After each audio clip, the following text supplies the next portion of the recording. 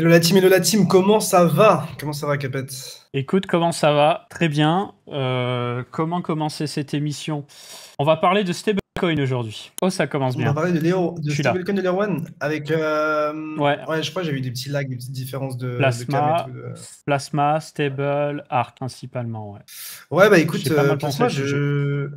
j'ai entendu pas mal de gens en parler, Ouais. mais je ne sais pas trop encore en penser. Pareil pour Stable et pour Arc. Arc, c'est celui de Circle, c'est ça? Ok, C'est ça. J'ai intéressant. moins regardé l'offre de Stripe parce que Stripe, en fait, avec Tempo, on n'a pas beaucoup d'infos. Mais pour ce qui est de Stable, Plasma, Arc, on a pas mal d'infos. J'avoue que Stable, si tu veux, t'as Tether qui back et Stable et Plasma. Stable me parle moins. Mais par contre, Plasma, c'est assez stylé.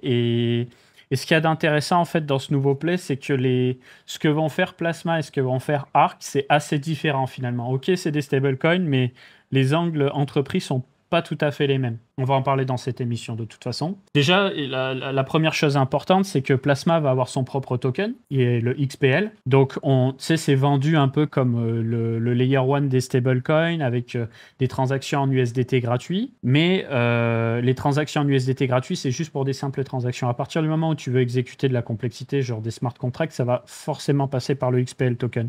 Par contre, du côté de Arc, la partie Circle, t'as pas de token, c'est de l'USDC, tu vois. Donc déjà, rien que ça, c'est quand même différent. Ça veut dire qu'on peut spéculer, entre parenthèses, sur Tether, mais on peut pas vraiment spéculer sur un token Circle, tu vois. Normal, parce qu'il y a l'action Coinbase, enfin, Coinbase et Circle, je veux Ouais, dire. Coinbase et Circle, ouais. Et du coup, je pense que vu qu'ils ont leurs actions, ils veulent pas trop diluer tout ça. Enfin, c'est compliqué. On a vu que Coinbase n'avait pas sorti de jeton parce que je suppose qu'ils capitalisent à mort sur leurs actions. Peut-être qu'à terme, ils Ouais. auront un jeton Base pour le L2, je sais pas, à voir. C'est ce que je me disais, et peut-être qu'au final, bah, c'est Coinbase, hein, c'est le stocks, hein, il n'y a pas de token, et puis basta. Peut-être que c'est mieux ainsi, Ouais. finalement. Voilà. Ouais, Mais après, du c'est coup, difficile c'est aussi hyper intéressant. pour les gens qui sont grave impliqués sur Base, qui ont contribué au développement, etc. Enfin, ça veut dire qu'en gros, leur contribution sera jamais valorisée d'une certaine manière, je suppose. À part si. Ouais. Sauf s'il y a des airdrops communautaires, mais ce sera peut-être pas l'initiative de Base. Je sais pas s'il y aura un jeton Base. J'en doute, hein, en vrai. J'en doute. De plus Après, en ils ont plus. jamais rien promis, donc à partir de ce moment-là, faut regarder les choses en face, quoi. Les gens peuvent être déçus, mais en même temps, ils ont rien promis, donc. Mais oui, Mais ce qu'il ça peut être y a de logique. rigolo, tu vois, c'est que Bybit a un token, c'est Mantle. BitGet, oui, ils ont le BGB, mais ils n'ont pas vraiment de chaîne. BitGet, OKEx, c'est un token. Binance a la BNB Chain. Crypto.com, ils ont Chronos. Bitpanda, ils ont le Vision. Ils ont tous un token. Kraken, ils ont Inc. Mais Base n'a pas de token. Tu vois. Quelqu'un dans le chat qui dit d'ailleurs, l'airdrop 3 HL se fait attendre. Après, il y a déjà eu un bel airdrop, et honnêtement, j'ai l'occasion de pas mal y réfléchir, mais je vois pas trop ça arriver, hein.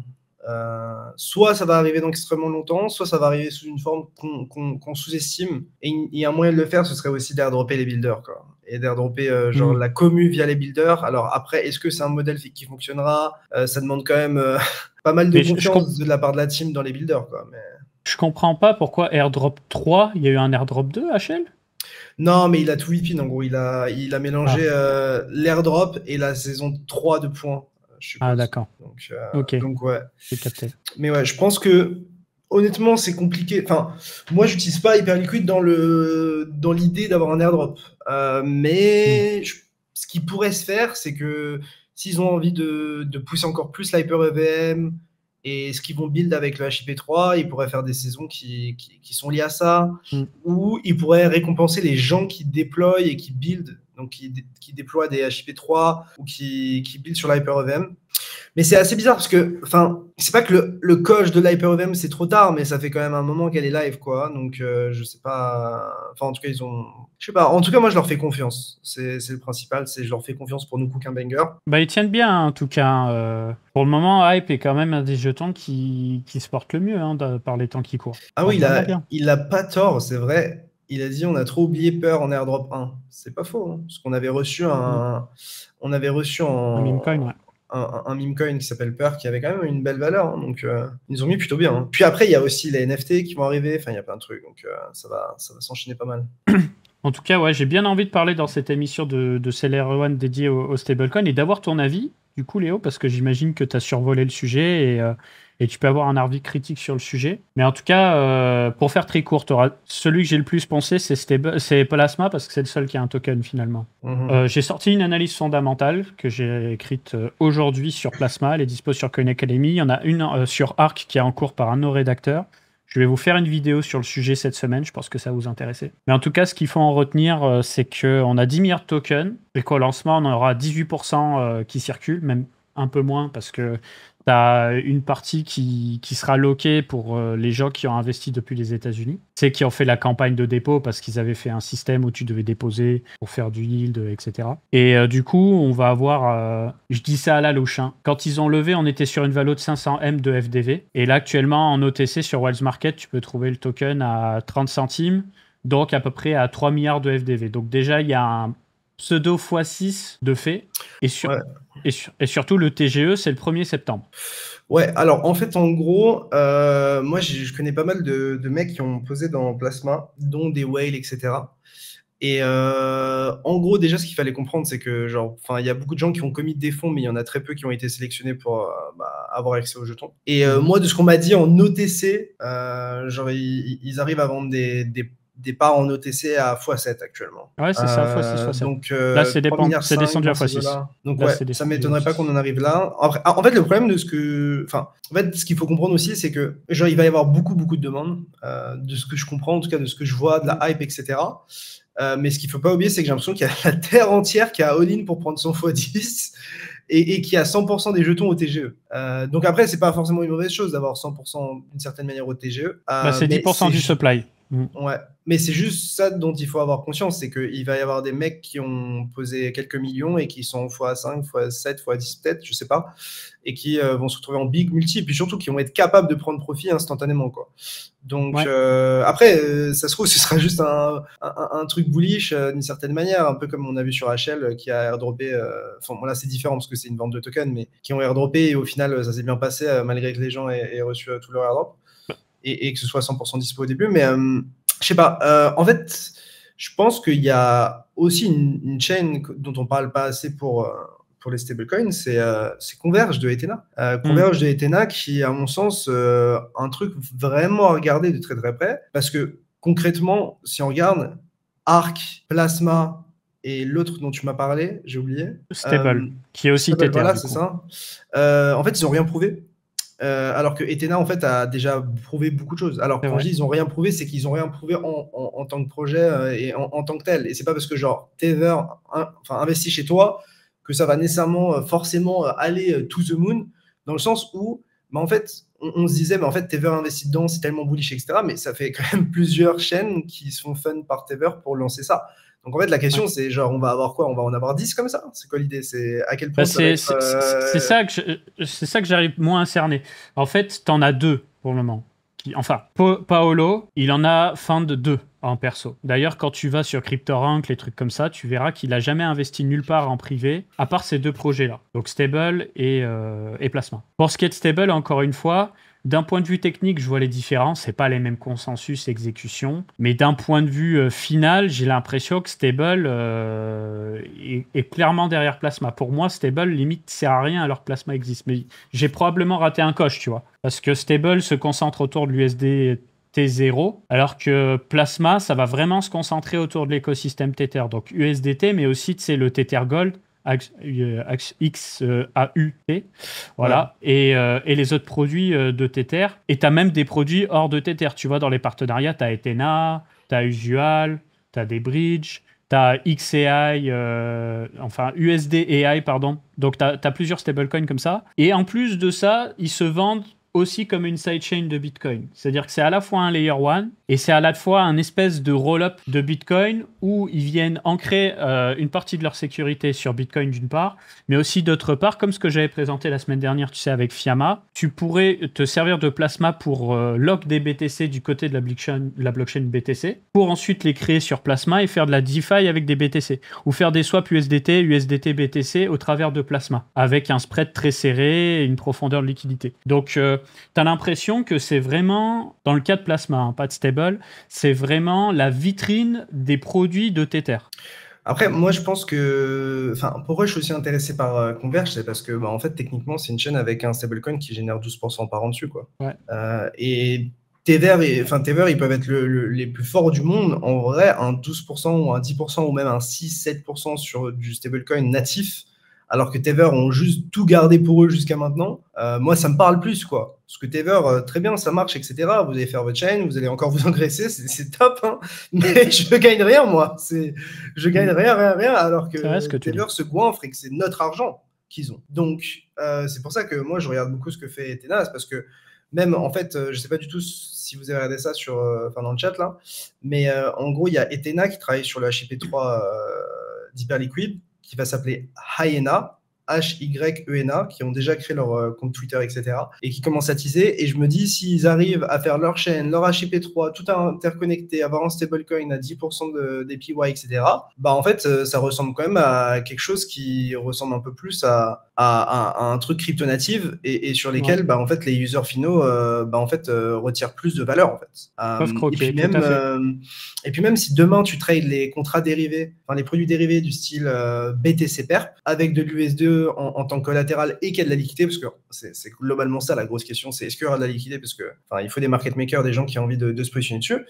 Ça veut dire que même si tu payes un funding qui est élevé, vu que tu as déjà ton collatéral en lui-même qui gagne 12% à l'année, c'est presque comme si genre tu tradais des produits dérivés, mais sans frais de funding supplémentaires, quoi. Bon, après, évidemment, il peut toujours y avoir des funding hauts et que ça ne compense pas avec le SDE, etc., on s'entend. Mais pour moi, ça, c'est extrêmement intéressant.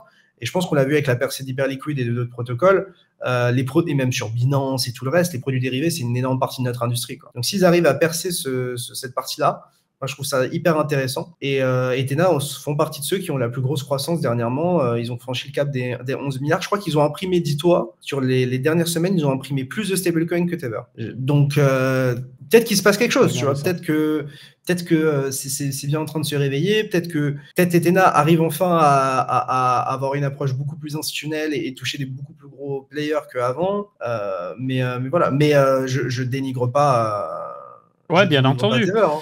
Mais bien entendu. Mais au final, en tant qu'user, qu'est-ce que tu veux? Tu veux un stablecoin qui fonctionne, qui ne dépèque pas et qui génère du yield et qui soit accepté partout. En tout cas, je pense qu'on n'a pas encore tout vu. Déjà, ce qui va être intéressant, c'est de voir à quel point le marché est capable de valoriser Plasma. Parce qu'on parle du L1 de Tether, tu vois. Et est-ce que 3 milliards de FDV, c'est beaucoup pour un L1 de Tether? S'ils en font vraiment quelque chose dans le temps, parce que ça a l'air d'être vraiment le cas, je sais pas, hein. Moi, je suis très tenté de me placer, pas mettre un gros truc, tu vois, mais de mettre un demi%, 1% de mon capital, juste histoire d'être placé et de voir comment ça...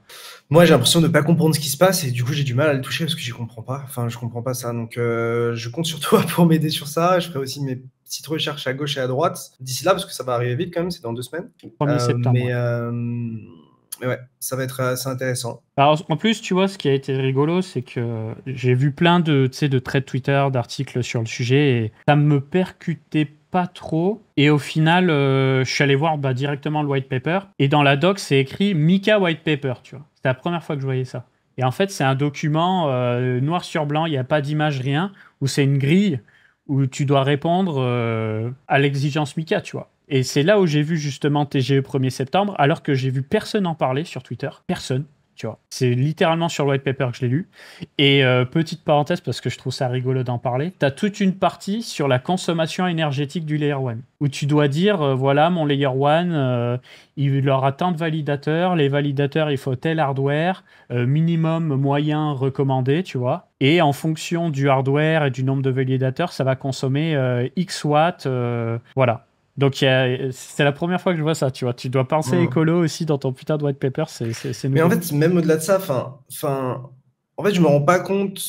En fait, déjà, tu parlais d'un truc qui était assez intéressant, c'est genre le XPL token, globalement, il serait pas utilisé comme gaz si c'est une transaction simple. En gros, je te transfère du USDT à toi. C'est plus compliqué que ça. En gros, tu as 2 types de transactions. Tu as la transaction de base qui justement utilise le token. Et après, tu as la transaction, on va dire, secondaire qui serait une transaction USDT où tu ne paies pas de frais. Et donc, comme sur Hyperliquid où tu as deux types de blocs, si je dis pas de conneries, là c'est pareil, tu aurais deux types de sous-blocs dans un bloc. Et en fait, les transactions qui payent des frais, c'est les transactions prioritaires, ça passe en XPL. Et ceux qui veulent pas payer de frais, ils passent au second plan pour l'USDT. Mais du coup, j'ai du mal à voir à quel point le XPL va capter de la valeur, quoi. Parce que ça sous-entend qu'il y a plein de gens qui build et que tout le monde a envie d'utiliser Plasma. Mais pour y faire quoi? Qu'est-ce que je vais y foutre sur Plasma? Parce qu'en fait, le use case de on s'envoie des stablecoins, je le comprends. Parce que on a vu la dernière fois, on était choqués tous les deux à quel point TRX, Tron font des revenus. Donc ça, je le conçois, que les gens ont des besoins de transférer les stablecoins, ils veulent que ça aille vite et ils veulent payer ça dans une sorte de frais natif. Mais pour tout le reste, franchement, qu'est-ce qu'on va y foutre? Tu vas trade sur Plasma, toi? Ouais. Tu vas swapper, tu vas faire je sais pas. J'ai du mal à voir des... Alors peut-être qu'ils vont build un écosystème assez ouf et tout, mais moi, je suis hyper sceptique et dubitatif. Pas sur l'utilisation de l'USDT et des transferts et tous ces trucs-là, mais sur la valeur que le XPL va capturer et à quel point il y a des gens qui vont vouloir build des choses intéressantes dessus et à quel point il y aura des gens qui seront là pour consommer ces choses-là derrière, quoi. Là, le token, il sert pour les validateurs, du coup, pour staker. Il sert aussi de récompense quand tu vas déléguer pour du staking, quoi. Il sert à la gouvernance et il sert, du coup, de gaz pour tout ce qui va être smart contract, etc. Donc après, ça reste, entre parenthèses, niché pour les développeurs. À part s'il y a vraiment des entreprises qui utilisent ce réseau pour faire du paiement transfrontalier, tu vois.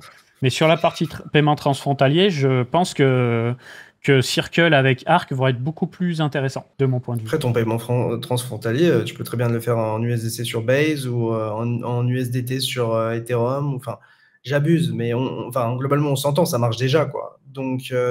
Mais là, l'idée, c'est de proposer des outils en mode Web 2 où les gars, ils utilisent des API et c'est juste que ça va utiliser de l'USDT ou de l'USDC derrière, quoi. En gros, l'idée, c'est de venir remplacer Swift, Currency Cloud, TransferWise et compagnie. J'ai apparemment un décalage entre mon son et mon image. Laissez-moi juste 1 minute le temps de me déco et reco, voir si ça corrige le problème. Je te laisse meubler. J'arrive. Bon, en tout cas, les gars, vous pouvez m'envoyer vos questions dans le chat. Je vais essayer de regarder le temps que Capet déco reco.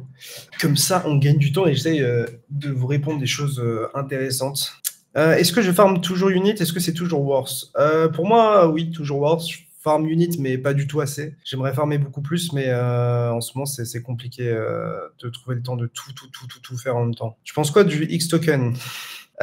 Tu veux des outils instit, pas des trucs de retail pour le transfrontalier? Oui, mais après, il y a quand même pas mal de boîtes qui sont déjà connectées au stablecoin, quoi. C'est pas comme si ça fonctionnait pas déjà. Il y a les Stripe, il y a les Shopify, il y a genre plein de trucs d'intégration qui sont déjà en place.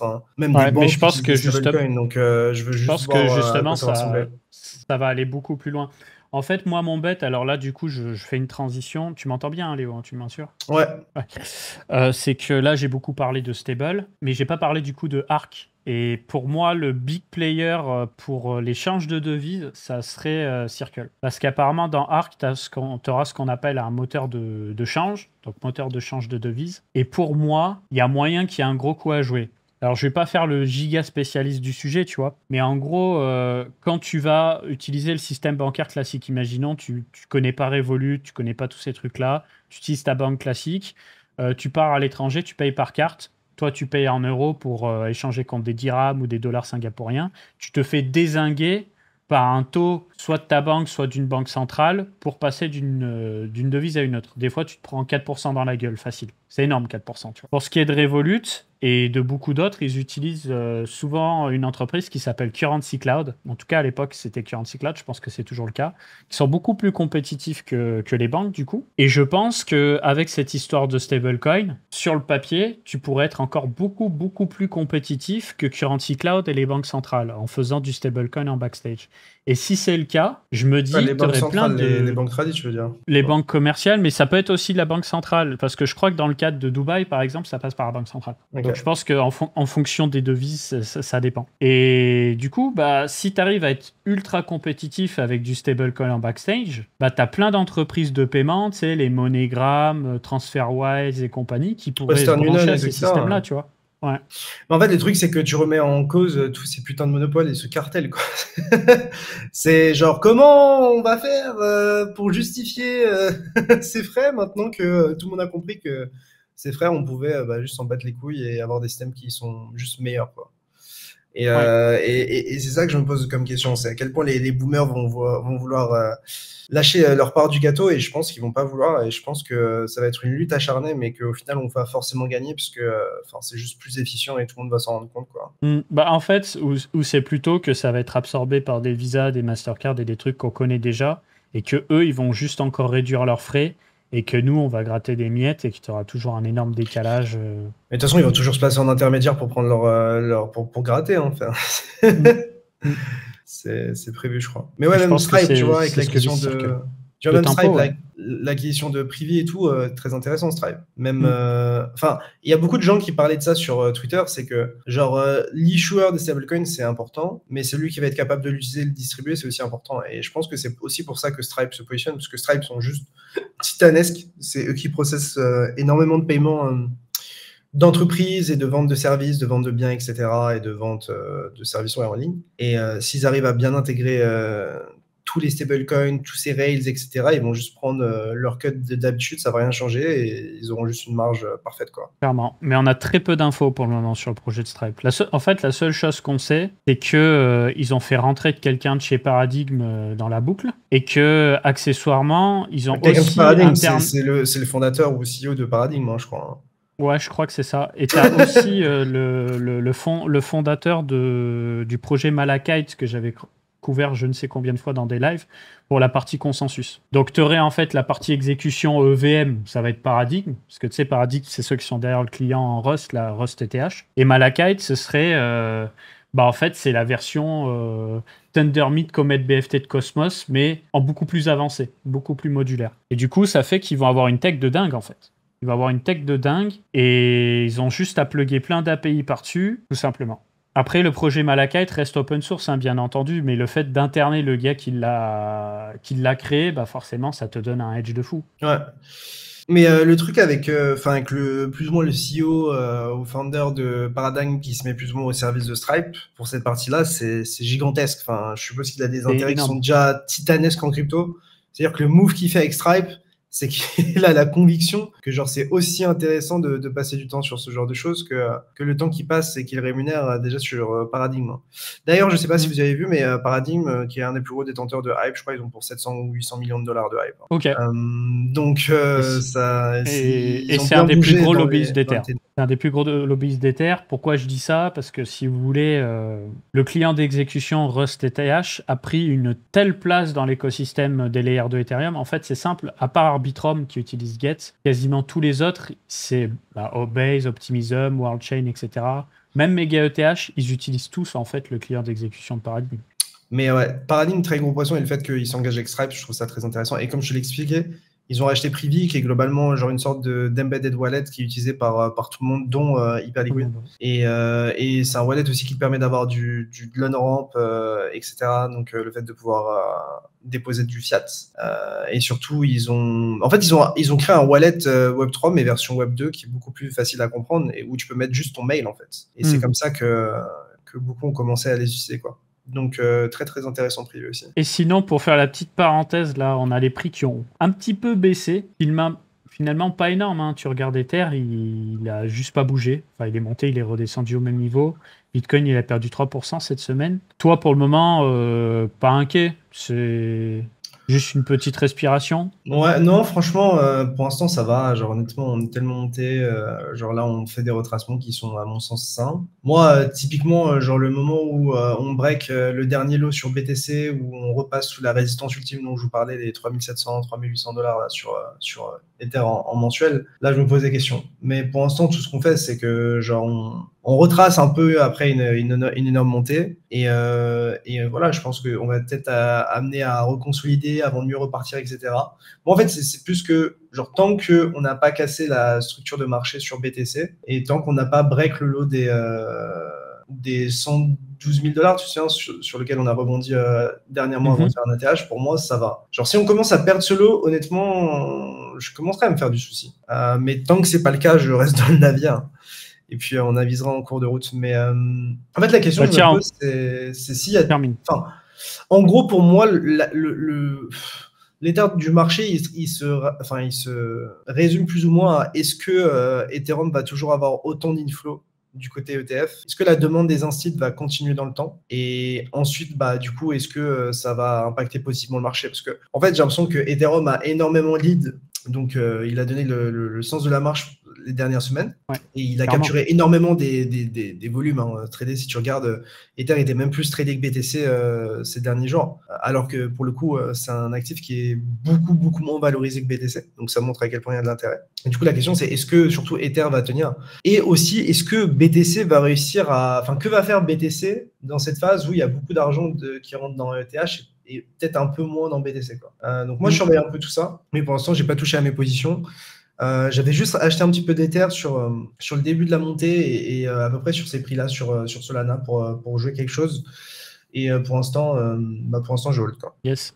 Accessoirement, on en parlera dans l'émission, mais vous avez vu le titre qui est porté sur Solana. On a fait une petite pointe à plus de 100 000 transactions par seconde sur Solana. Plus précisément, j'ai entendu parler de ça sur Twitter. Hein. On a fait, en gros, il y a eu un bloc qui a fait passer un petit peu plus de 40 000 transactions par seconde. Et comme un bloc, c'est 400 millisecondes, quand tu portes ce calcul sur une seconde, ça fait plus de 100 000 transactions par seconde. Alors, c'est le début. C'est bien entendu des transactions simples, tu vois, c'est pas des swaps. C'est ça qui permet aussi de faire passer plus de transactions. Mais c'est intéressant. Et ce qu'il y a de doublement intéressant, c'est que ce bloc, il a été construit sur le client Frankendancer, tu sais, qui est un client hybride entre FireDancer et Agave. Donc, on y arrive, tu vois. 10% du réseau Solana est sur Frankendancer. Donc, petit à petit, les promesses commencent à être tenues. Mais dans quel cas exactement on s'est retrouvé à faire ce pic-là? C'est juste qu'il y a eu la construction d'un bloc avec plein de transactions à l'intérieur. Donc je pense que ils se sont organisés pour construire ce bloc, pour faire cette performance, tout simplement, tu vois. C'est pas quelque chose qui s'est fait de manière naturelle, on va dire. Mais ça s'est fait sur plusieurs blocs ou genre sur un? Sur un. Ok. Ouais, ça ou change. peut-être 4 petits blocs, parce que j'ai vu 4 slots, donc peut-être 4 blocs à la suite, mais c'est tout. Ouais. À voir si ça arrive à tenir dans le temps, en fait. C'est surtout ça la question. Mais c'est intéressant. Après, je vois dans le chat, ça dit qu'il s'est pris une liquidation sur le DOM d'Ether. Je crois que pas mal de gens sont fait péter la gueule alors que pour le coup le prix a même pas de DOM, quoi, genre très peu, quoi. Enfin, j'abuse un peu. On a DOM de 10%, mais par rapport à la montée qu'on a eue, c'est vraiment pas significatif, quoi. Alors on est d'accord que Kusama avait fait plus. Alors je sais plus si c'était en mainnet ou en testnet, mais effectivement sur l'écosystème Polkadot, il y a eu des grosses perfs aussi. Le truc c'est que c'est pareil, c'est que c'est des perfs de benchmark et qu'il n'y a pas la demande en face, mais en théorie, Polkadot est aussi extrêmement performant, c'est juste que tout le monde s'en branle de Polkadot. En fait. Alors que Solana, potentiellement, il y a plus de chances qu'il s'y passe quelque chose, puisque c'est finalement la blockchain où il se passe le plus d'activités on-chain de toutes, actuellement. Avec Hyperliquid, bien sûr. Je vois qu'il y a des gens qui sont mis bien. Moi, personnellement, je ne suis pas sorti d'Ether. Je garde, en fait. T'imagines le scénario où on fait pas d'ATH, on s'arrête là, la tristesse, c'est si fou. Mais honnêtement, j'ai du mal à y croire. Honnêtement, je pense qu'on a encore de l'upside devant nous. Mais je reste vigilant en même temps parce que j'ai pas envie de rester dans le marché bloqué en position, quoi. Surtout si on se prend en tracement de con. Donc, moi, je pense que la bonne manière de le faire, c'est surtout regarder BTC, ETH. Beaucoup plus ETH dernièrement avec tous les inflows. Mais ouais, je fais extrêmement attention, quoi. Moi, je laisse courir. Hein. Honnêtement, les gars, je laisse courir et au moment où je le sens pas, je sortirai, quoi. Mais je force pour pas. Pour le moment, on va dire qu'on a le God Mode un peu sur Ether parce qu'on a Bitmain qui, toutes les semaines, rajoute plus d'1 milliard de pression acheteuse sur ses réserves stratégiques. Ça, c'est un truc de malade. Hein. Ils ont encore rajouté 1,3 milliard, je crois. Possède 1,5 million d'Ether. Ils voulaient acheter pour jusqu'à 20 milliards, je crois, en plus. Là. Mais je suis pas sûr. Plus précisément, si ils vont le faire. Ah ouais? En fait, plus précisément, ils visent 5% du supply d'Ether. Et là, ils en ont un petit peu plus de 1%. Et le truc, c'est que comme l'Ether, il monte, et du coup, il faut plus de milliards pour acheter de l'Ether. Logique. Pour avoir les 5% du supply. Ouais. Ils sont à 1,6% du supply. Lors du dernier live, ils avaient 0,95%. Tu vois, ils ont pris 0,3% en une semaine. Banal. Tranquille. C'est des grands malades. C'est des grands malades. Mais en plus, ce qu'il y a de fou, c'est que c'est une boîte de mining de Bitcoin principalement de base. C'est juste que là, le gars, il s'est dit, vas-y, on y va comme un taré sur Bitcoin, sur Ethereum, quoi. Ouais. Ouais, mais non, mais 5%, c'est énorme. Hein. S'ils arrivent vraiment. Capet bug ou c'est comment là? Je sais pas si on m'entend, je sais pas si c'est capet à bug. Si quelqu'un peut me dire dans le chat. Ok. C'est bon, Capet est plus là, on peut parler HL, c'est ça, les gars? Le prof est parti, on peut retourner faire des conneries? Ok, Capet est back. Ouais, je sais pas, Mako, elle est capricieuse aujourd'hui, je m'excuse, je contrôle pas. Bref, ouais, je disais 5%, en vrai, c'est complètement fou d'avoir 5% d'Ether. Ouais. Bah après, le truc, c'est que, en fait, la narrative et la prophétie, elles se fulfilent un peu toutes seules. Parce que, genre, s'ils disent on va acheter tant et que tout le monde achète en anticipation 2 et que même les ETF se mettent à acheter en anticipation 2, et enfin. Mais d'ailleurs, ces Ethers-là, ils les achètent en en Odyssey avec de la self-custody, non? Genre, ils les détiennent Je pour sais eux-mêmes, pas ils les détiennent trop. pas via les ETF. C'est ça que je me demande. Je sais pas trop. Non, je crois pas que ce soit par les ETF. Hein. Je crois que c'est Je distinct. pense pas, hein. Je crois que c'est distinct. Mais le truc, c'est que tu sais, c'est comme MicroStrategy, c'est qu'ils se retrouvent avec un prix d'achat moyen qui est complètement dingue, donc ils ont plutôt intérêt que ça tienne, quoi. Ouais, après, en fait, la question, c'est qu'est-ce qui se passe si, genre, après que tous ces mecs-là ont acheté, on commence à se casser la gueule, genre, est-ce que tout le marché va commencer à paniquer, etc. Parce que c'est souvent quand les prix commencent à baisser qu'on se retrouve dans la merde, quoi. Complètement. Et que ça commence à créer Bah, des problèmes et que, en fait, ça crée soi-même une narrative. Enfin, en gros, la baisse fait que, genre, en gros, ça crée des narratives de tension dans l'écosystème et des boîtes qui sont de plus en plus fragiles financièrement. Mais j'ai vu que, par exemple, MicroStrategy disait que, genre, ils pouvaient se prendre un retracement de 50, 60, 70%, ça va encore. C'est genre, après que ça commence à puer un peu la merde, quoi. ouais. Bah, on leur souhaite pas, hein. Mais peut-être qu'un jour, on va se prendre la plus grosse claque qu'on s'est jamais prise sur ce marché. On le sait, de toute façon, hein. Ça peut nous arriver. Mais enfin, peut-être que c'est que moi, hein, mais enfin, j'ai l'impression qu'on a tellement genre de grosses boîtes qui achètent du BTC et de l'Ether, genre, et pour autant, tu vois, le prix il monte, mais enfin, Bah ouais. il monte bien, mais c'est pas, enfin, genre, Ah bah, ça monte de manière raisonnable par rapport aux fonds qui sont déployés, non? bah, je suis d'accord. Mais Enfin, en fait, je presque de pense manière qu'on raisonnable. Après, on a fait x3 quasiment là, mais ouais. on passe dans un marché de boomer en fait. Hein. C'est terrible. Hein. On passe dans un marché de boomer. Alors l'avantage, c'est que si on peut avoir un semblant de stabilité et éviter de se prendre des moins 38% flash toutes les 24 heures comme c'était le cas à l'époque, c'est peut-être pas plus mal aussi. Je sais pas, tu vois. Peut-être que ça rassurerait les gens et ils se diraient bon bah en fait les cryptos c'est pas je peux perdre en 24 heures 40% de mon capital et du coup bah ça peut les chauffer de se placer sur du Bitcoin ou de l'Ether. Ça se demandait si les sociétés ne font pas des fake annonces pour surfer sur le truc, mais qu'ils n'achètent en fait rien. Lol. Non, ils achètent, mais c'est juste que je pense qu'il y a des gros qui se positionnent en face, parce que, enfin, on a quand même une capacité à absorber ces achats de manière assez facile, quoi. Donc après, évidemment, genre BTC à pump, etc., mais c'est juste que, genre les infos, c'est quand même quelque chose en ce moment, quoi. Après, d'un autre côté, tu regardes la capitalisation totale des cryptos, ça monte petit à petit propre. Hein. Ouais. On a un marché de 4 000 milliards. Il y a encore 2 ans, on était à quasiment 4 fois moins. On a vu pire. C'est juste que là, ça commence à être compliqué de faire venir des grosses quiches là. Mais d'un autre côté, je me dis, alors pas pour Bitcoin, mais pour Ethereum, tu vois, si Ethereum devient avec un prix beaucoup plus fort, par exemple, je sais pas, 10 000 $ ou 20 000 $, on ira bien hein, tôt ou tard. Tu vas te retrouver avec une sécurité économique qui est tellement gigantesque que des acteurs qui veulent tokeniser des actifs vont commencer à se dire ouais, je peux tokeniser mes actifs sur Ether parce qu'il y a vraiment une grosse sécurité économique pour le faire. C'est pas comme avant où tu avais toujours ce risque, tu sais, attaque 51% ou 33%, proof of stake, patati patata. Là, ça devient beaucoup plus sérieux. Et je pense que plus ça va devenir sérieux et plus tu vas avoir des annonces où tu vas avoir des marchés de dizaines de milliards ou centaines de milliards de dollars de tokenisation qui vont se pointer sur Et Ether. d'ailleurs, au final, le fait qu'il y ait des entreprises qui accumulent de l'Ether, c'est beaucoup plus dangereux sur Ether que sur BTC. Hein. Tu penses? Oui, d'une certaine façon, ouais. Parce que si lui, il veut en Pour le avoir staking 5% et qu'il y a et d'autres mecs qui se mettent à penser qu'ils vont faire la même chose ou qui arrivent à en avoir un montant substantiel et que derrière, ils se mettent tous d'accord pour prendre des décisions. Après, je pense pas qu'ils sont dans un délire de prendre des décisions qui sont genre mauvaises pour le protocole, parce qu'au final, ils en ont tellement que genre t'as pas intérêt à ce qu'ils baissent et t'as envie de laisser la fondation et globalement Vitalik faire son boulot, quoi. Mais en même temps, factuellement, techniquement, c'est plus dangereux, quoi. ouais, c'est un peu plus dangereux. Et d'un autre côté, comme le supply, il n'est pas concentré entre deux petites mains, il circule quand même entre pas mal d'acteurs, ça va, tu vois. En réalité, ça va.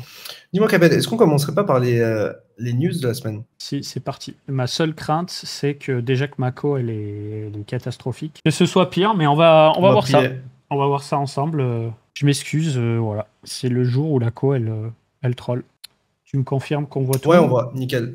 Bon, évidemment, émission sponsorisée par Bitpanda. Je ferai juste une petite parenthèse. Je vais être moins insistant que d'habitude. On va avoir cette semaine la sortie du wallet DeFi, du wallet Web3 de Bitpanda. On est le 18, c'est censé sortir demain. Tu vois, DeFi Wallet. Donc on vous prépare du coup un trade, on vous fera sûrement un article sur le sujet. Plus tard, dans le mois d'août, on va également avoir des nouvelles du Vision Protocol. Donc comme on le disait plus tôt dans cette émission, Bitpanda, qui comme beaucoup d'exchanges, veulent avoir tout leur écosystème avec le wallet, avec le token, le Launchpad, le Layer 2 pour l'année prochaine, etc. Ça va arriver, ça va arriver. Donc voilà pour la petite précision. Et du coup, pour vous parler un petit peu de FAT Application Thesis, FAT Protocol Thesis, on va commencer avec Layer 0. Alors pourquoi je vous parle de FAT Protocol Thesis? En fait, si vous suivez Coin Academy depuis un bon moment déjà, vous avez pu remarquer que, personnellement, je parlais beaucoup de Layer 1, de Layer 2, etc. Puisque historiquement, c'était quand même ces choses-là qui avaient tendance à rapporter le plus d'argent. Quand on sortait de Bitcoin et Ethereum, on voit Solana par exemple qui est 6e, ou Cardano, ou Tron, ou Perliquid, tout ça c'est des Layer 1 en fait, c'est des blockchains qui permettent d'exécuter des smart contracts et c'est généralement ces produits-là qui ont des grosses capitalisations. Mais de plus en plus, justement avec cet élan de revenus redistribués aux holders ou de buyback ou ce genre de choses, on commence à avoir des applications qui tiennent. Je pense à Ethena notamment. Je pense à Hyperliquid. L'Hyperliquid, c'est un Layer 1, mais au final, tu n'achètes pas du hype pour le Layer 1, tu achètes du hype pour la partie trading, pour la plateforme de trading. Et du coup, ça, Layer 0 l'a bien compris. Et c'est pour ça que Layer 0, qui est un protocole de messagerie, si on peut dire ça comme ça, qui permet justement de faire des tokens multi-chain ou qui permet de faire transiter des tokens d'une chaîne à une autre, veulent mettre la main sur Stargate, qui est justement un bridge qui exploite la technologie de Layer 0. On sait que Layer 0 a son propre token et Stargate a aussi son propre token. Et bien Layer 0 propose un deal à 110 millions de dollars où en fait il ferait une acquisition de Stargate. Stargate qui est un produit qui génère des revenus du coup. Et l'idée c'est que eh bien, le token Stargate dégagerait pour justement être converti en token Layer 0. Il n'y aura plus qu'un seul token, c'est le token Layer 0. Et les revenus générés de Stargate serviraient justement à buyback du token Z0. Donc, on en avait déjà parlé il y a quelques mois, Léo, souviens-toi, comme quoi c'était potentiellement quelque chose qui pourrait arriver. Bah là, ça semble se confirmer. Par contre, il va falloir 70% de votes positifs pour que ça se fasse. Donc, affaire à suivre, bien entendu, mais je pense que ça va arriver assez rapidement. Et il faut savoir que Layer 0, avec Wormhole, font partie des bridges qui font le plus de volume aujourd'hui. Hein. Même Layer 0, en avantage, c'est qu'ils sont interconnectés à beaucoup plus de projets. Voilà. Ensuite, on a Uniswap qui prépare le terrain pour activer le fee switch. Donc ça aussi, c'est un truc dont on parle depuis très très longtemps. Bien, pour vous donner un petit peu plus de précision, en fait, ils n'ont pas encore activé le fee switch, mais ils sont en train de se mettre en place avec une structure légale aux États-Unis pour pouvoir le faire. Donc du coup, la DAO s'enregistre pour créer ce qu'on appelle un statut d'UNA Wyoming. Voilà. L'entité qui serait créée serait l'entité d'UNI. Et c'est donc la première étape pour justement se mettre dans les clous d'un point de vue réglementaire. Et la deuxième étape serait d'activer le fee switch. C'est très bien expliqué dans ce thread-là. Je vous laisserai le regarder. Vous avez le lien en description si jamais vous m'écoutez sur YouTube avec justement tous les liens utiles. Et je m'excuse si le réseau y bug, les potes, mais ça, je peux rien y faire. Je continue mon émission comme si de rien n'était. Ensuite, on a OKEx qui annonce un burn historique. Donc, ils sont descendus à 21 millions d'unités de jetons pour faire un petit peu comme Bitcoin avec une grosse annonce. Donc, comme pour Bitpanda et comme beaucoup d'autres, ils veulent avoir leur propre Layer 2 avec tout un écosystème DeFi autour. Donc, ils se basent sur la tech de Polygon. Et donc, déjà, avec la nouvelle mise à jour, on parle de 5000 transactions par seconde, quasiment aucun frais de gaz, un supply fixe de 21 millions de jetons. Et du coup, c'était juste un petit effet d'annonce. Enfin, petit effet d'annonce. Ça a permis de faire une annonce qui fait que tout le monde a vu cette semaine que le jeton d'OKEx, ça fait un pump complètement aberrant. Je vous montre la chart. On est passé de 46 $ à 120. On a quasiment fait x3. Donc après, au niveau du market cap, je sais pas trop ce que ça a donné. Bah, tu vois, au final, le market cap, ça a même baissé avec l'annonce. J'avais même pas fait gaffe à ça. Bon. Okay. Ils ont fait parler d'eux, mais au niveau du market cap, bon... Ok. Ensuite, on en a parlé plus tôt. Stripe qui recrute Matt Wang de Paradigm pour diriger son nouveau projet.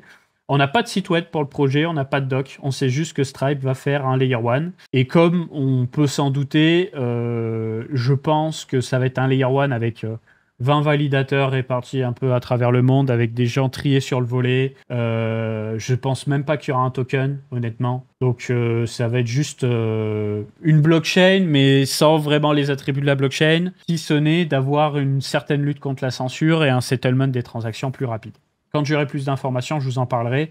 Pour le moment, je préfère même pas meubler parce que franchement, on n'a pas d'infos, donc voilà. Ensuite, alors ça, c'est les épisodes habituels aux États-Unis. D'abord, on nous dit, ouais, il se pourrait que les États-Unis d'Amérique accumulent des bitcoins en utilisant de l'argent public pour acheter des bitcoins.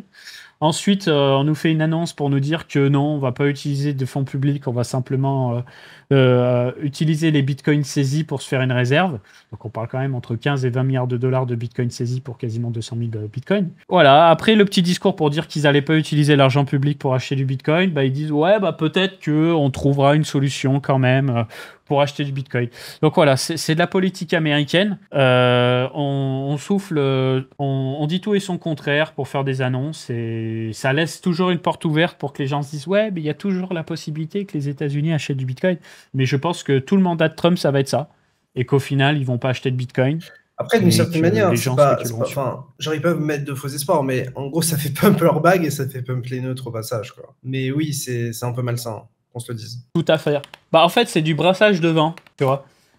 En fait, tu as une promesse électorale du départ de dire ouais, on va être la crypto-nation, etc. Alors, je vais pas dire que c'est pas le cas parce qu'ils ont quand même fait des efforts est-ce qu'ils tâtent en pas le termes terrain, d'implémentation. tu vois. Est-ce qu'ils sont juste pas en train de faire des sortes de messages pour brasser du vent, juste pour voir quelle est l'opinion publique sur ce genre de choses ou la réaction des gens, C'est et possible ensuite aussi. ajuster le tir. C'est possible aussi. Mais d'un autre côté, les États-Unis émettent du dollar américain. Ils sont pas là pour faire Après, Trump, il a lancé l'éloge son de Bitcoin, Bitcoin donc, à tout bout de champ. et au final, il a Oui, mis quand même des gens qui sont pro-crypto à la direction de pas mal d'entités. Donc, je sais pas, genre c'est en fait, c'est oui. très bizarre de voir un État comme les États-Unis se positionner aussi fortement sur Bitcoin et en même temps, genre défendre autant son dollar. Et puis, enfin, genre enfin, est-ce que c'est totalement cohérent? Pour moi, ce qu'ils défendent surtout, c'est effectivement, ils mettent pas à mort le Bitcoin, pas vraiment. Disons plutôt qu'ils le placent un peu comme un or numérique en nous faisant sortir de la tête que c'est une monnaie, tu vois.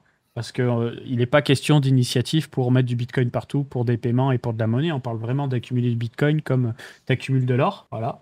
Et à côté de ça, ils font passer des lois justement pour favoriser la réglementation, le business et surtout les stablecoins. Et les stablecoins, qu'on se le dise, c'est des dollars américains, quasi exclusivement à chaque fois. Soit c'est backé par des dollars, soit c'est des dollars synthétiques, mais ça reste toujours du dollar américain. Donc on entretient l'hégémonie du dollar américain. Et dans un sens, c'est smart de leur part. Hein. C'est pas Bitcoin qui est valorisé comme une monnaie. Ensuite, donc ça, c'est petit titre à guicheur. Le titan Google acquiert 8% du mineur Bitcoin TeraWulf. Donc en fait, c'est juste que tu as TeraWulf qui est historiquement une boîte qui mine de Bitcoin, qui est en train de faire un gros pivot progressif sur l'intelligence artificielle. Donc ils continuent de miner un peu de Bitcoin, mais clairement, ça devient un marché tellement concurrentiel et complexe de devenir rentable en minant du Bitcoin qu'ils se concentrent sur la partie IA. Et en fait, Google fait une acquisition de cette boîte pour la partie IA parce qu'ils vont transformer une ferme qui servait initialement à miner du Bitcoin en un énorme data center IA. Ensuite, pour ce qui est des ETF Solana, voilà, la SEC freine encore les ETF Solana vers une nouvelle échéance en octobre. Bon, bah, épisode habituel. Ça arrivera, mais il faut pas être pressé. Et en attendant, on va rester avec juste un petit ETF de pacotille sur Solana, ce qui fait que pour le moment, déjà qu'on n'avait pas trop d'intérêt sur ces ETF-là, en plus de ça, il n'y a pas de grosse, il n'y a pas de différents ETF de Solana pour pouvoir investir, donc ça fait que l'impact des ETF sur le cours de Solana est assez limité. Par contre, moi, je pense sincèrement qu'à un moment, ça va se débloquer, Léo. Tu vois, je pense même ça pourrait se faire cette année, mais que tu vois, si on n'est pas trop con, on a vu. Alors pour le cas de Bitcoin, ça a marché très bien très tôt. Hein. Mais pour le cas d'Ethereum, au début, les ETF, ça marchait pas des masses. Il n'y avait pas des inflows de fou. Après, ça s'est accéléré d'un coup une fois, puis ça a stagné, et ça s'est réaccéléré d'un coup. Bah moi, je pense que pour Solana, ça va être pareil. C'est que pour le moment, il ne se passe rien parce qu'il n'y a pas de pluralité d'ETF. Voilà, c'était ça le mot que je cherchais juste avant. Et qu'à un moment donné, ça va se décanter et il va y avoir une accélération d'un coup. Donc, si jamais, ceci n'est pas un conseil à investissement, vous faites ce que vous voulez, hein, les copains. Mais si jamais, comme moi, vous croyez beaucoup en Solana, n'attendez pas que ça se décante et que tout le monde FOMO le Solana pour vous placer, faites ça par anticipation. Pour moi, le Solana sera toujours un big player puisque ça reste un L1, on va dire, intégré. C'est pas du tout de la même logique qu'Ether et il y aura une place pour Solana. Est-ce qu'elle sera aussi grosse qu'Ether? J'en sais rien, mais pour moi, il y aura une place pour Solana. Après, Solana, c'est minuscule. Hein. C'est. Comparé d'Ether, ouais. Comparé d'Ether, c'est. Je sais pas à quel point il pourrait y avoir de l'intérêt pour ça, quoi. On verra. Voilà. Du Solana dans les fonds de pension, là, c'est. Putain, la dinguerie. Pourquoi pas. Ensuite, écoutez, pour les actus rapides, c'est à peu près tout. Comme je vous disais plus tôt, je vous ai sorti sur le site de Coin Academy une analyse fondamentale de Plasma que je vous invite à consulter. Elle sera en description, bien sûr, je vous la mets aussi dans le chat. Et donc, ce qu'il faut en retenir principalement, c'est que déjà, on est sur un Layer 1 qui sera suffisamment performant. On parle de plus de 1000 transactions par seconde, des blocs de moins d'une seconde, des transactions gratuites en USDT si nécessaire, des transactions pas trop chères. Si on veut avoir des transactions complexes, ce sera complètement compatible avec le VM. Ce sera également une sidechain de Bitcoin, donc je m'attends à avoir pas mal de BTCFi, c'est-à-dire de finances décentralisées avec du BTC dessus. On peut avoir aussi du custom gas token, c'est-à-dire que tu pourrais payer tes frais de gaz avec le token XPL de Plasma, mais tu pourrais aussi payer tes frais de gaz en BTC, potentiellement. C'est écrit en tout cas dans la doc. Donc je ne sais pas à quel point ils vont pousser ça, en sachant que ce ne sera pas le cas Day One. Day One, qu'on se le dise, ça va être le XPL qui va être valorisé. Voilà, on sait aussi que tu auras l'or tokenisé de Tether qui sera sur le protocole. Au niveau des partenaires, moi c'est ça qui m'avait intéressé. Quand vous allez sur le site, enfin sur l'application plutôt, dans l'onglet écosystème, il y a quand même des gros partenaires. Il y a du Ethena, il y a du Curve, du Layer 0, du ELR. Quand tu vas dans Real World Asset, tu peux voir de l'uranium tokenisé. Quand tu vas dans Yield, tu as quelques autres acteurs aussi, avec justement du dollar synthétique, etc. Donc je pense qu'il y a pas mal d'acteurs DeFi qui vont se placer. Notamment, on sait que tu as déjà 1 milliard de dollars d'USDT qui sera disponible sur Plasma Day One. Et quand tu regardes un petit peu l'écosystème Tether, alors si ça vous intéresse, vous tapez Tether Transparency sur Google. Vous allez sur ce site-là et vous allez pouvoir voir en fait les USDT sur quelle blockchain ils sont émis. Et sachez qu'il y a plus d'USDT sur la blockchain Tron que sur la blockchain Ethereum aujourd'hui. Il y a 82 milliards d'USDT sur Tron pour 80 milliards sur Ethereum. Il ne serait pas impossible que potentiellement il y ait des USDT qui soient transvasés progressivement de Tron vers Plasma. Pourquoi je vous dis ça ? Parce que pour moi, Tron, t'enlèves l'USDT, il n'y a plus Tron en fait, entre parenthèses. Et Tron, c'est 33 milliards de capitalisation pour 82 milliards d'USDT qui sont bloqués. Alors, il faut savoir que les 2/3 des tokens TRX sont dans les mains de Justin Sun. Donc c'est quasiment théoriquement impossible pour quelqu'un de corrompre le réseau Tron parce qu'en fait le seul qui a le pouvoir de le corrompre, c'est Justin Sun. Mais ce qu'il y a de rigolo dans ce calcul, c'est que la sécurité économique de Tron, elle est de 33 milliards pour 82 milliards d'USDT. Donc ça voulait dire que tu pourrais... Si tu rachetais les Tron à Justin Sun, pirater 3 fois plus de stablecoin, enfin de valeur en stablecoin, que ce qu'il y a de valeur sur Tron lui-même. Donc ça pourrait être rentable, entre parenthèses, d'attaquer Tron pour corrompre les USDT. Bien sûr, ça n'arrivera jamais pour plusieurs raisons, puisque déjà, c'est Justin Sun qui a les jetons, et qu'en plus de ça, Tether peut à tout moment freeze les USDT. Donc ça n'arrivera pas. Mais j'ai trouvé ça rigolo. Pour terminer sur Plasma, écoutez, moi je vous laisserai regarder tout ça. Je vais vous faire une vidéo un petit peu plus complète sur le sujet. On va avoir une analyse aussi du Layer 1 Arc qui va arriver. Sur la chaîne de Coin Academy, on vous a sorti le 6e et dernier épisode de la série dédiée à la sécurité. Dans cet épisode, je vous apprends à créer un wallet multisig, c'est-à-dire un wallet multisignature. Alors le principe, c'est quoi ? C'est que si vous voulez, par exemple, partager une trésorerie d'entreprise avec plusieurs personnes, ou si vous voulez sécuriser un wallet de crypto-monnaie avec vraiment une sécurité avancée, vous pouvez mettre ce qu'on appelle plusieurs signatures, c'est-à-dire que vous devez signer avec différents wallets pour effectuer la transaction. Donc, vous pouvez le faire avec des wallets classiques comme Phantom, OKEx, etc. Ou vous pouvez le faire aussi avec des hardware wallets, c'est ce que je vous présente dans ce tuto.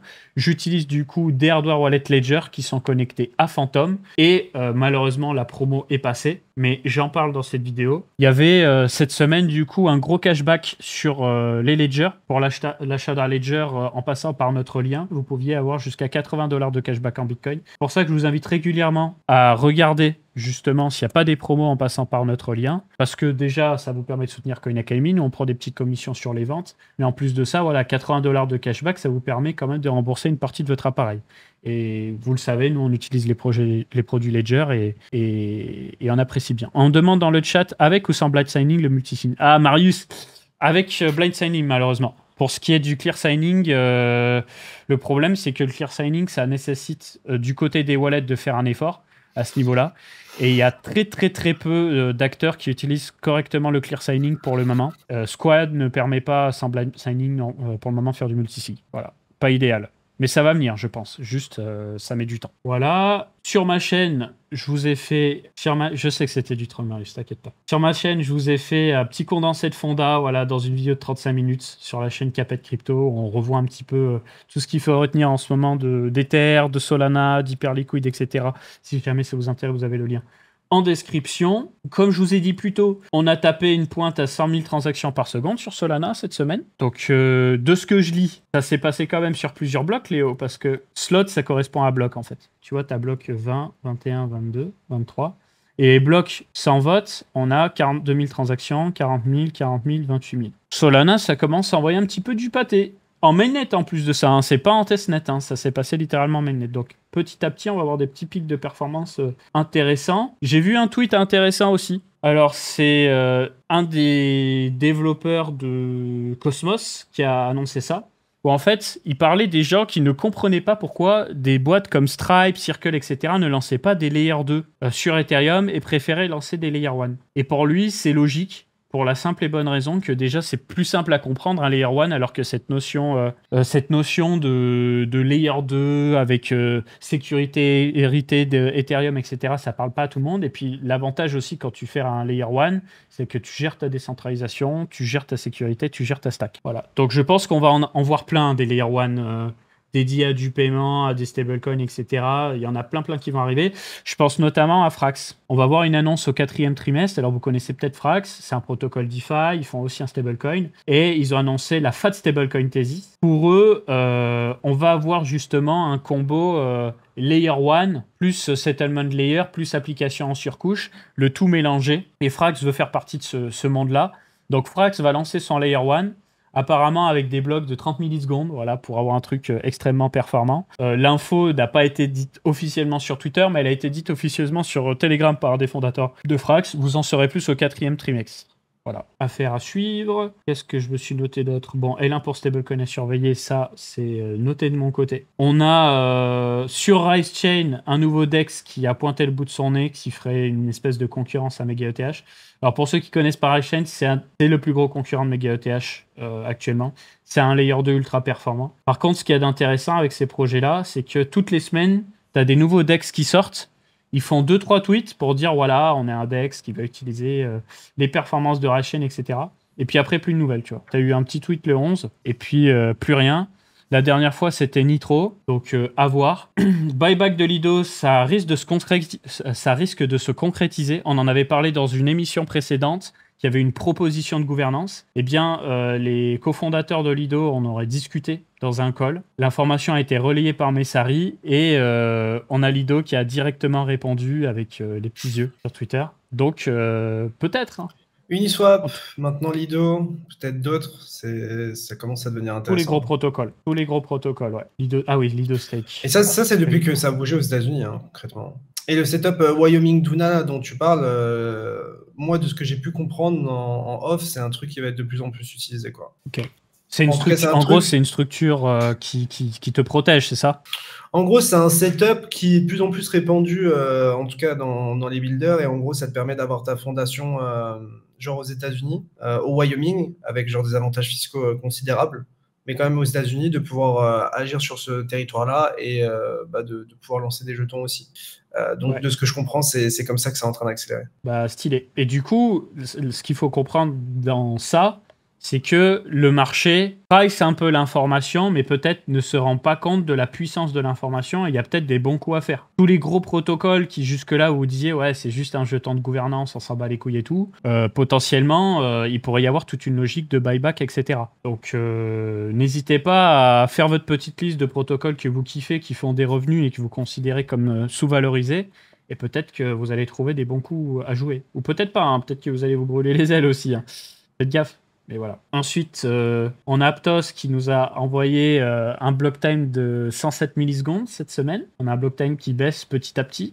Donc là aussi, on commence à avoir un Layer 1 extrêmement performant et ça se passe avant Solana Alpine Glow, donc intéressant. Dans la même foulée, on a Monad qui a baissé de 500 à 400 millisecondes son block time. Peut-être que ça va baisser encore. Voilà. Je trouve ça intéressant parce que pour moi, Monad... On a perdu Capet. Je sais pas si vous m'entendez toujours, les potes. Dites-moi. Ouais, je crois que Capet a bug là. Capet est back. La team. Connexion capricieuse, excusez-moi la team. Je vous disais du coup, ouais, Monad qui réduit son block time. Pour moi, Monad, c'est intéressant dans un sens parce que c'est un peu qu'est-ce qu'aurait pu être Ethereum s'ils n'avaient pas voulu forcer avec la logique roll-up, tu vois, et qui s'était dit on va scale le L1 et vraiment on se focus sur comment scaler le L1 avec une certaine décentralisation. Alors évidemment, à Monad, tu vas avoir des centaines de validateurs, voire 1 millier grand max. Tu n'en auras pas 1 million comme sur Ethereum. Mais ça va être intéressant à surveiller parce que s'ils arrivent à rester EVM avec une bonne communauté et une certaine latence basse, peut-être qu'il peut s'y passer des choses, même si j'aurais tendance j'en ai ras le cul. Je veux voir des choses concrètes. Bon, c'est ça. Là. Bah ouais, mais regarde, c'est comme Mega ETH. D'ailleurs, on va avoir une vidéo sur l'écosystème Mega ETH qui va arriver.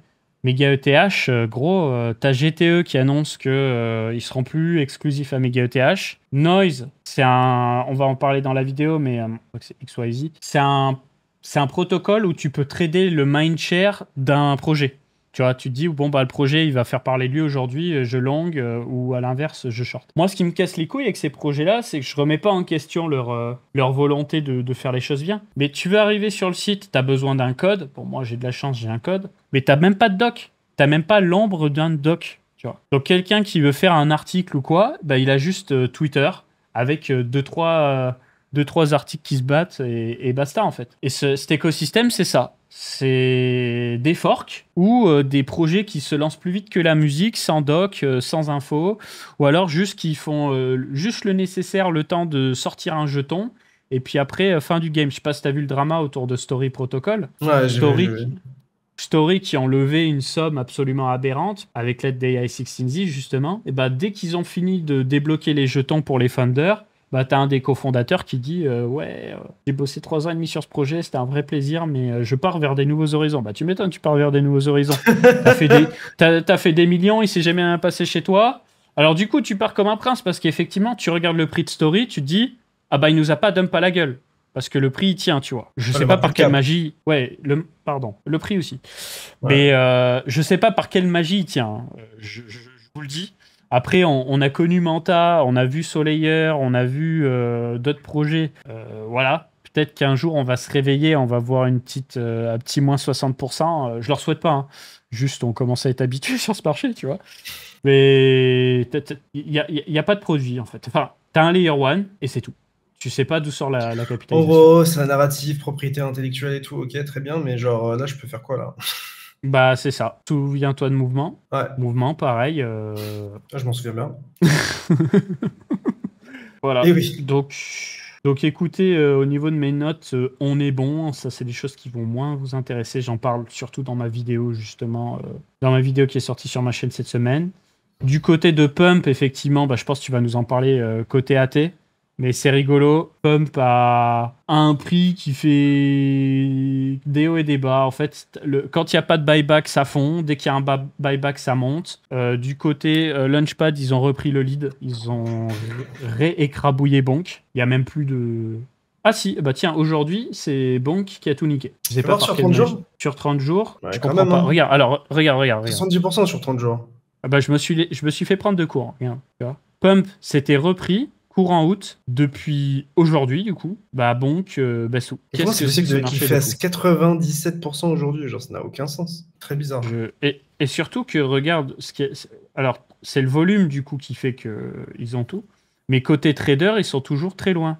Côté jetons, ils sont toujours très loin de Pump. Et comment c'est déjà 32,8 milliards de volume? C'est quoi cette connerie là? Je Non sais mais, pas. enfin, je veux bien, mais genre là, 32,8 milliards vs 680 millions, il y a une couille dans le pâté là. Il y a un truc qui se passe pas bien, parce que Radium à 410 millions, Je me suis pas finalement fait trop prendre de cours, c'est juste que ce marché est incompréhensible, gros. C'est incompréhensible. Je vais fermer, je vais te laisser la main sur la thé parce que je suis débordé là. je Débordé suis par ce qui mort. se passe. Ouais, je vais partager mon écran. Hop, je pense qu'on le voit. Ouais, Ouais, je c'est bon. Il confirme. faudrait juste que tu retires ton écran. Attends, je le fais. Hop, c'est bon. Carrément. Voilà. Bah, du coup, sur la partie technique, du coup, moi, je regardais surtout BTC, c'est ce que je vous disais. D'un point de vue genre mensuel, pour moi, tout va bien. Alors, on va pas se mentir, on est haut, hein, quand on regarde en log, on est juste parti en ligne droite, etc. Mais on voit qu'au fur et à mesure du temps, la volatilité s'aplatit, clairement. Donc, à voir si la tendance ralentit. Enfin, c'est un mauvais signe, je sais pas. D'un point de vue 2 semaines, les EMA tiennent toujours. On a toujours une dynamique ascendante avec des creux de plus en plus hauts et des sommets de plus en plus hauts. En fait, le truc auquel je fais attention, c'est notamment si on break ce low. Genre ça me fait un petit peu peur dans le sens où on a quand même une dynamique forte avec une résistance, on la casse, on la reteste, on repart, on fait un ATH et petite période d'hésitation ici. Donc après, dans tous les cas, c'est une zone entre guillemets optimale ici pour défendre ce low et c'est justement ici que tu as un risk-reward qui est à nouveau intéressant. Et d'ailleurs, je pense qu'on a juste puni plein de gens qui étaient ici.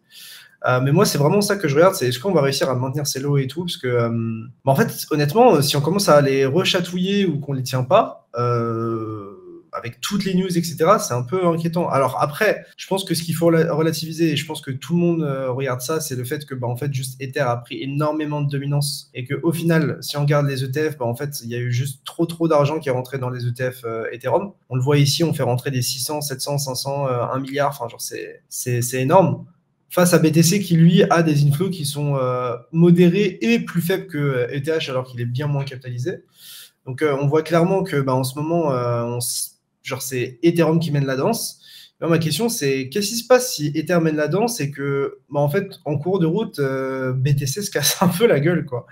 Est-ce que du coup, BTC reprendrait le pas? Qu'est-ce qui se passerait, etc. Tu vois. Donc moi, honnêtement, genre là, ce que je vois, ça va. Mais moi, ce qui me ferait peur, c'est qu'on commence à passer trop de temps en dessous de ce niveau-là. Et honnêtement, ça c'est un des trucs qui me fait un petit peu peur, quoi. Parce que, comme tu peux le voir au fur et à mesure du temps, évidemment, on est en log. L'actualisation augmente, on bouge de moins en moins, il y a de plus en plus d'instits, etc. Il faut se le dire. Mais on est quand même en fois beaucoup depuis le bottom. Et j'ai l'impression qu'on nous sort tous les opiums et même Sailor en ce moment achète que quelques dizaines de millions alors que d'habitude il en achète genre beaucoup trop. Alors bon, je parle peut-être un peu vite parce qu'il a quand même acheté pas mal même dans cette conciliation je crois, mais en tout cas moi je surveille ça. Donc moi BTC, genre le fait qu'on ait pris la leak et qu'on ait fortement rejeté ici, c'est un peu effrayant.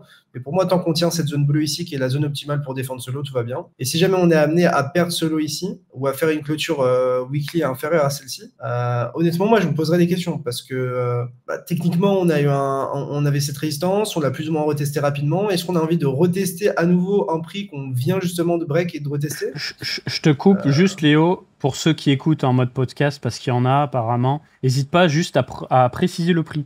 Par exemple, support résistance. Ouais, après, regarde, parler d'analyse technique en podcast, c'est. Mais tu sais qu'il y en a plein, hein. C'est chaud, les gars. Mais ouais, donc globalement, pour moi, si on commence à clôturer sous 113 000, 112 000 en weekly sur BTC, moi, ça me fait un petit peu peur. Mais ouais. Moi, c'est surtout ça que je vais regarder. C'est est-ce qu'on arrive à tenir cette zone ici? Est-ce que du coup, on arrive à récupérer cette zone ici qui nous servait de support et notre ancien range? Et au final, est-ce qu'on n'est pas juste parti pour une conciliation plus longue? Je sais pas, pendant que Ether est en train de run, c'est quelque chose qui est possible. Honnêtement, j'ai du mal à avoir une conviction forte. Tout ce que je sais, c'est que si jamais on commence à perdre ces lots, moi, ça m'inquiète. Et tant que c'est pas le cas, je continue à viser plus haut, il n'y a pas de souci. Mais ouais, je pense que si on commence à break ici, il y a un monde où je commence à couvrir ce que j'ai en spot. Pour parler de Ether, écoutez, en fait, sur Ether, on a fait quoi? On a fait tout simplement, on est tout simplement en train de break la fameuse résistance trimestrielle dont je vous parlais depuis extrêmement longtemps. Donc là, on commence à bien la déborder. Et en cours de route, pour le coup, là, on est en train de retracer un petit peu. Donc pour moi, en vrai, genre ce niveau ici en rouge, il n'y a pas vraiment de raison de le retester. Je trouverais ça assez bizarre de le retester. surtout après l'avoir break justement récemment. Donc pour moi, tant que on va dire, pour moi, ce qui est acceptable, c'est un dip, je dirais entre allez, 3008 et 4160. Pour moi, ça me semble bien. Mais vu qu'on vient de break la résistance en rouge ici, j'ai pas envie qu'on y revienne trop vite. En plus de ça, ici, on a en 3 jours les moyennes mobiles, enfin les EMA 9 et 18 dont je parle. En weekly, elles vont bientôt aussi continuer et ça finit vers le haut. Donc moi, personnellement, sur Ether, en plus de ça, on a juste frôlé l'ATH ici. Pour moi, tant qu'on repasse pas sous ce niveau qui était le niveau ultime à break, pour moi, tout va bien. Par contre, si on commence à rebreak sous ce niveau-là, je commencerai à m'inquiéter. Je pense que ça marquerait juste qu'on perd énormément de momentum, ce qui serait un peu inquiétant vu les inflows, etc. qu'on a en ce moment. Donc, personnellement, juste je laisse couler sur Ether. Peut-être qu'on aura davantage de consolidation, je sais pas. Pour moi, tant qu'on perd pas les 3008 en weekly ou en mensuel, tout va bien. Mais tu vois, typiquement, en weekly, on a fait 3005 jusqu'à 4005 ici. Pour moi, faut vraiment pas retourner en dessous de ce niveau ici. Là. Ici, là, tout ça, si on commence à rebreak, ça me fait un petit peu peur. Surtout qu'on pourrait faire paniquer beaucoup de gens qui ont acheté tardivement, entre guillemets. Sur Solana, bah écoute, on est en train de se battre avec le haut de range, le fameux haut de range dont je parle depuis un bon moment. Personnellement, je voyais ce niveau ici rouge retesté comme une bonne chose. Je me suis dit honnêtement qu'il y a moyen qu'on juste en reparte. Donc c'est toujours ce que je pense pour l'instant. La seule différence ici, c'est que en fait, on a chassé quelques highs avant de retester ce niveau. Donc je vais surveiller ça de très près. Encore une fois, ça va dépendre de BTC et Ether.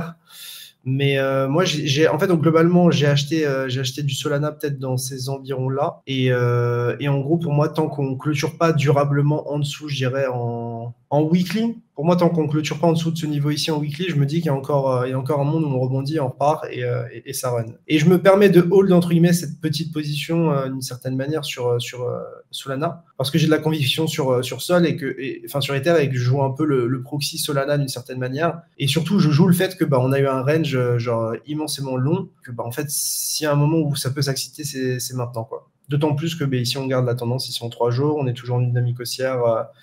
Au sein du range, on a commencé à initier quelque chose qui est cool. Donc voilà. Dans tous les cas, mon hard stop, ce sera à $160 si jamais on break solo. Mais moi, globalement, mon objectif, c'est justement d'acheter globalement cette zone ici et de targeter plus haut. Et si jamais je me fais stop ici, je me fais stop ici, mais ainsi soit-il. Sur Hype, ça a beaucoup poussé. On s'est très fortement rapproché de l'ATH. En plus de faire un ATH sur les revenus, ce qui est extrêmement cool. Je crois qu'on a fait 7,7 millions de dollars en 24 heures de buyback. If I speak. Ça veut me parler de Link, ça veut me parler de trucs comme ça. 7,5 millions, sachant que HL a les frais les plus bas du marché, sachant que le HIP3 n'est pas sorti, sachant qu'il y a 10 milliards de trucs qui vont arriver qui sont bullish. Moi, je suis extrêmement bullish HL et Hype. Je pense toujours qu'on va faire un nouvel ATH et qu'on va continuer vers le haut. Après, évidemment, si BTC commence à se casser la gueule, break le low des 112, etc., là, je me poserai des questions. Mais tant que ce n'est pas le cas, je hold et je pense toujours qu'on se dirige vers un nouvel ATH. Et en tout cas, même hors du token, je suis extrêmement confiant sur leur capacité à prendre encore plus de parts de marché et à changer l'industrie. J'ai vu qu'ils vont faire un hackathon en Corée en plus. C'est quand exactement ? J'y serai en plus. C'est juste avant Singapour. C'est fin septembre. Donc ouais, non, en vrai techniquement, Hype a juste énormément consolidé dernièrement par rapport au reste du marché qui a juste run. Genre quand Hype était justement en ATH ici, après il a retracé alors que en fait le reste du marché a juste décollé. Donc période un peu de consolidation. Mais je pense que quand on se met en logarithmique, on relativise pas mal les choses. Donc après, forcément, Hype, beaucoup de volatilité, ça swing. Mais bon, moi j'y crois assez dur comme fer. Et par contre, si BTC, il ne me donne pas ce que je veux, il n'y a pas que BTC que je shorterai pour me couvrir. Il y aura a priori Hype aussi.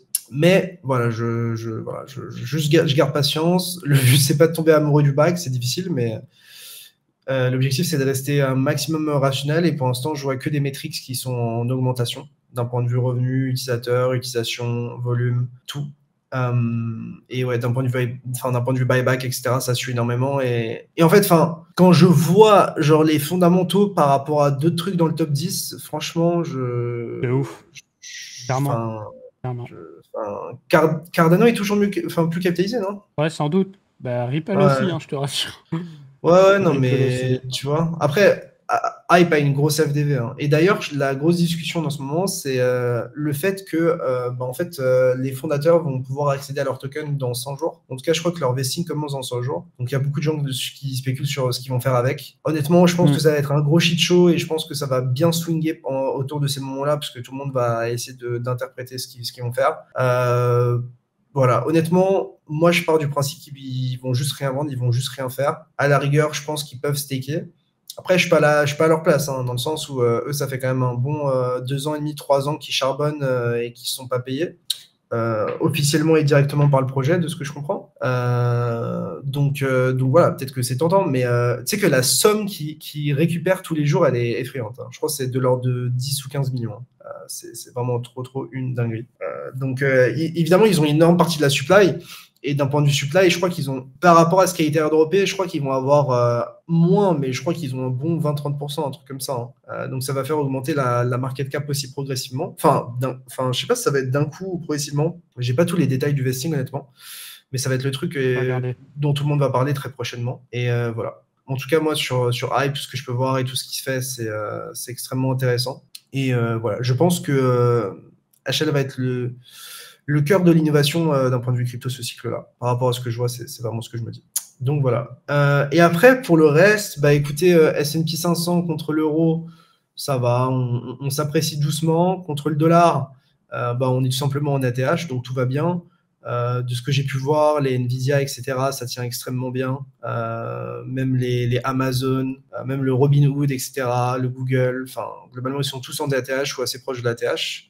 Et il n'y a pas vraiment de signe de ralentissement sur ça. Il y avait le pump dont je parlais, qui avait break son range, etc. Bon, moi, j'en ai plus depuis ici, je crois, hein, 35 ou un truc comme ça. En fait, ce coin, j'ai extrêmement du mal à avoir des perspectives dessus, dans le sens où, bah, en fait, tu as l'impression qu'ils gèrent ça comme des SGEG, en fait. Enfin, ils disent on va faire buyback avec 25% des revenus, et puis il y a des jours ils font 300% 100%, buyback, ouais. et des jours Ouais. genre 5. Ça n'a aucun putain de sens. Enfin, ça crée un sentiment d'imprévisibilité pour le marché, qui est quelque chose que le marché déteste en fait. Hmm. Moi personnellement, un projet qui me dit je buy back pour 25 et puis qui buy back 100 et puis 200 et puis 0, enfin, et puis revend, enfin, En je sais fait, pas ce qu'ils font. Je sais pas, c'est de la manipulation, je sais pas à quoi ils jouent honnêtement. ce qui est terrible, c'est que les gens qui ont investi à l'ICO, ils sont rentrés à 4 milliards de FDV et 4 milliards, tu vois, c'est le top local là. Ouais, Et bah, ils sont depuis, underwater et ils prennent des profits. bah ouais, c'est ça. Donc ouais, non, franchement, Pump. Moi, le truc qui m'emballe et qui résiste le mieux jusqu'à maintenant, c'est Ether. Ether archi fort. Moi, je pense toujours qu'on se dirige vers un ATH. BTC aussi. Hype, c'est un peu galéré, mais toutes les métriques sont super strong. Je pense que vraiment, une ou deux grosses journées de volatilité avec du revenu, on va péter l'ATH et c'est à partir de là, ça va partir en couille. Et en fait, on va en arriver sur Hype à un point où, bah, juste, on va être quoi? On va être dans le top 10, top 5 market cap tôt ou tard et on sera toujours pas listé sur Binance, hein. Donc voilà. Toujours très Ouais, marrant bon, cet tu connais, écosystème. hein. Tu connais. Je Oui, suis allé oui, sur bah oui, CryptoRank. on va lister Brocoli, mais on va pas lister Hyperliquid, hein, tu sais. Nous, on est des gens éthiques quand même. Genre, on est quand même là pour faire Hop, avancer l'industrie. Enfin, faut pas oublier ça. Non, enfin, je sais pas. j'adore. Si jamais j'ai regardé pour les déblocages des contributeurs Hyperliquid, en fait, à partir du 29 novembre 2025, ils débloquent des miettes tous les jours. Voilà. Des blocs des Les miettes, 0,09%. les miettes, c'est 15 Ouais. millions. Ouais, ouais, non, mais tu m'as compris. Ouais, ouais. Tu m'as compris. Mais C'est honnêtement, je des pense qu'ils vont rien petits. vendre et je pense qu'ils vont rien faire. Ouais, Moi, c'est s'ils 9,6 millions par jour, ils débloquent, les miettes. de dollars, ouais. Ouais, 9,6 millions de dollars. Ouais, ça fait sens. En fait, moi, la question que je me demande, mais après, en fait, pour moi, ça pourra pas se faire. Mais imagine, en fait, juste ils commencent à genre déployer des sous dans des protocoles pour booster un peu la TVL, les projets, etc. Serait marrant. Mais le problème, c'est la neutralité, quoi. Donc, je pense pas qu'ils feront ça. Mais je me demande si divertissement, il ne peut pas y avoir tôt ou tard avec ça. Moi, je pense honnêtement, par défaut, ils vont juste tout stacker à vue de nez. Donc voilà. C'est possible. Après, il faut bien Et, qu'ils se payent aussi, tu vois. Après, ils ouais, peuvent mais acheter à le côté plus aussi, tard hein, mais... possible, hein.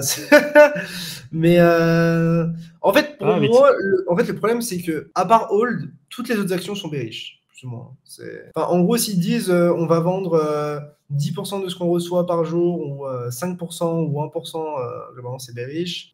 Ouais, après, il y a des gens qui parlent de burn. Moi, j'y crois zéro. Je suis en mode, la team va. Oui, bon. Genre, Oui. oui, Ils vont envoyer ça sur. Ils vont donner l'argent à Satoshi. Ouais. En fait, si burn ou si burn une partie, ça me laisse presque l'impression qu'il y a anguille sous roche, quoi. Ça veut dire qu'ils ont juste Ouais. buy et unload progressivement. Enfin, je sais pas ce qu'ils auraient fait, mais voilà.